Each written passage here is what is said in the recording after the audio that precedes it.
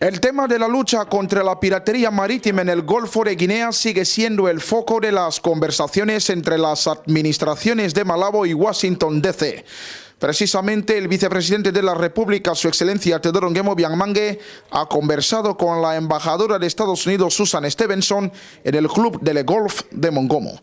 Este encuentro ha servido de marco para que la diplomática norteamericana, además de trasladar al miembro del Ejecutivo de Malabo las condolencias de su misión diplomática por el reciente fallecimiento de su tío padre, abordase cuestiones tendentes a fortalecer las estrategias de lucha contra la piratería marítima en el Golfo de Guinea, aspectos de la COVID-19 y augurar éxitos en la próxima conmemoración nacional del 3 de agosto. Nosotros discutimos seguridad marítima y la situación de COVID en el país. Estamos trabajando sobre la entrega de vacunas norteamericanas, entonces espero recibirlas en el mes de agosto.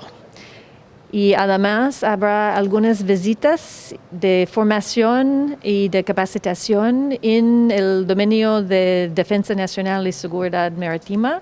En la misma agenda laboral, el vicepresidente ha recibido también al encargado de negocios de la Embajada de Turquía en Guinea Ecuatorial, el Soy Yilmaz, quien venía a certificar al vicepresidente de la República la voluntad del gobierno turco de seguir apoyando a las víctimas del 7M en Bata.